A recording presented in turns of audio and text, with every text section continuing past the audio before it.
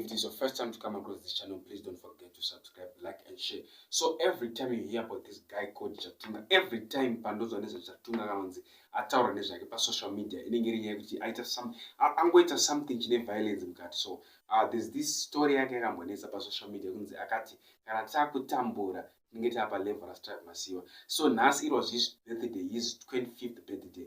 Abva uya achikopora muprofita passion Java akati inini hangu Java handitambe naye ambori ani Java atombori ani plus handitambe naye atombozirwe age yangu antombomuziye munhu anonzi Java.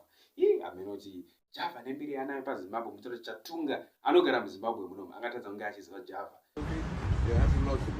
Yeah, varongotaura nyaya dzaJava, man. Who the fuck is Java? I don't know who that is. I don't know anyone called Java. Like, who's Java? I like. Bro, is it busting, bro? No, like I'm trying to understand. Who is that? I don't know. Jinx. Java and Ndiani. What? Passion. Lol. What would we be doing with that nigga here? Come on, bro. All my friends are my age. I don't play with old ass men. Listen to this. This one must be serious, bro.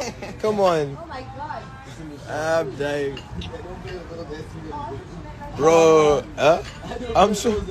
I'm shocked. Then they actually asked, like, I don't know what. On to the year's voice. Come on, bro. It was serious. Man, I'm sad to tinzwa. So the voice is now used in the comment section. Tuudze kuti munofunge pamusoro penyaya iyi.